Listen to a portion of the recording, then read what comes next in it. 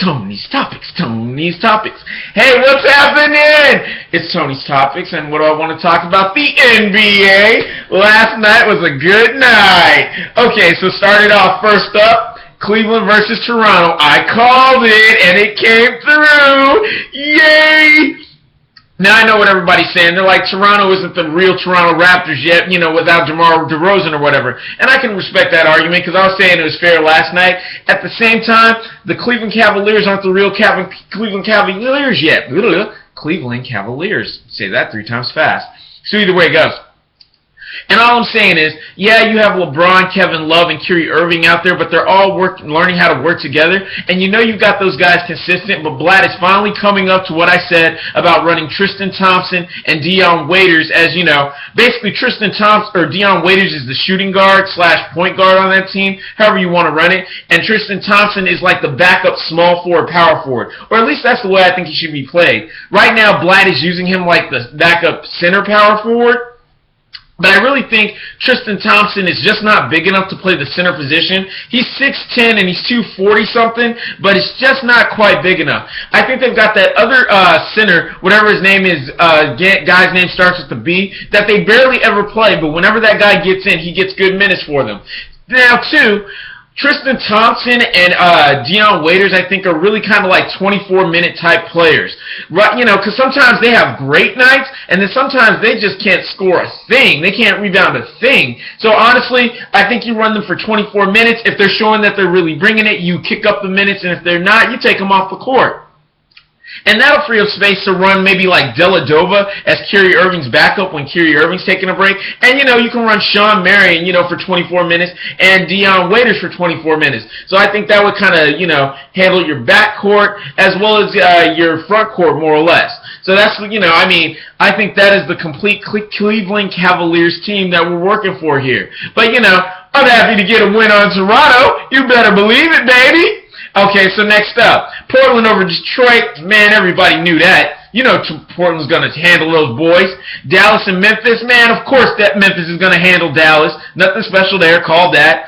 Pelicans, New York Knicks. Everybody knew that one. No big deal there. OKC over Milwaukee. Yeah, OKC won. But like I said, it still doesn't matter because they've still turned it right back into a two-man team. As long as you run Westbrook at the point guard, only 2 guys are really going to make a difference. That's Russell Westbrook and Kevin Durant. Serge Ibaka's numbers are down. Yes, Reggie Jackson was able to get in the game and get himself some points, but when Reggie Jackson was the point guard, everybody was better. Durant's still going to get his 30 no matter what. But Serge Ibaka was going to get you 17 points, 10 rebounds. Because he knows he was going to get ball time. You could put Westbrook at the shooting guard, and you could get, honestly, OKC really should be the best team in the NBA. They really should. They have the league's MVP. Their number 2 guy is insane. They've got Reggie Jackson, who is insane. They've got Serge Ibaka, who is excellent, amazing player. Then they've got young kid Steve Adams. Perkins is back to getting rebounds. Jeremy Lamb, and they've got Perry Jones back. So there's no excuse OKC can't beat everyone. But we all know what Scotty Brooks is going to make that team do.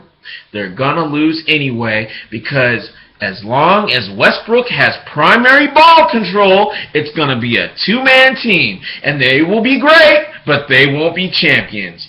Moving on. Okay, so let's see here.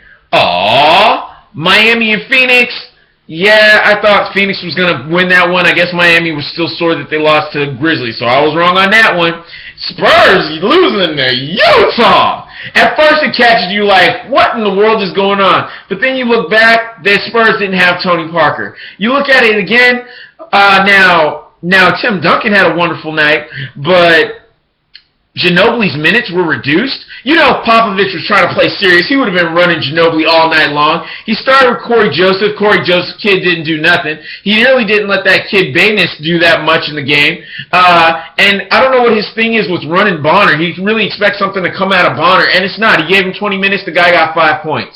Bonner has good nights occasionally, but, Bonner really didn't blow it up. Now, Danny Green had a good night, and Bellanini had a good night. But, honestly, I mean, if Popovich was really trying to win that game, you know he would have ran Ginobili longer. You know Ginobili would have got that 36 minutes. You know, I mean, seriously, you know Tim Duncan would have got long minutes. You know, but whatever. Popovich knows what he's doing. He's trying to develop his whole team, and the man is already in the playoffs. His mind is in the playoffs, even though we're only in the second month of basketball. So, moving on. Let's see here. Sacramento and the Lakers. Wow, the Lakers finally pulled it out. That's nice. It's nice to see that Byron Scott is finally changing up the lineup with that team. That's really nice. He's trying some stuff. Ed Davis is good. He's finally playing Ed Davis. Still wants to put Swaggy P on the bench. Whatever with that noise. But, okay, moving on. So that brings us to tonight's picks. Charlotte and Boston. Who cares? Probably Boston, but who cares? Yeah, who cares? But probably Boston. Clippers, Indiana. Clippers better win that game. Let's see here. Washington, Orlando. Washington. And I don't give a care if the games are going already right now while I'm making this video. I wanted to get it out sooner, but this is just the way it worked out. Philly, Atlanta. Brooklyn, Chicago. Portland, Minnesota. Portland. And let's see here. Pelicans, Dallas. That was actually kind of interesting. I go with Dallas. Dallas lost, and Dallas is kind of hungry. Yeah, I go with Dallas on that. Knicks versus Spurs. Spurs, they were kidding around. Now they got to get a win back to get their confidence going. And Houston versus Golden State. The game of the night. Houston versus Golden State. Well, let's skip to Miami, Denver.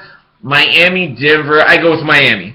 Now, Houston versus Golden State. If this was Dwight Howard, Houston... woo, that would almost be a flip-up, a toss-up to me, really.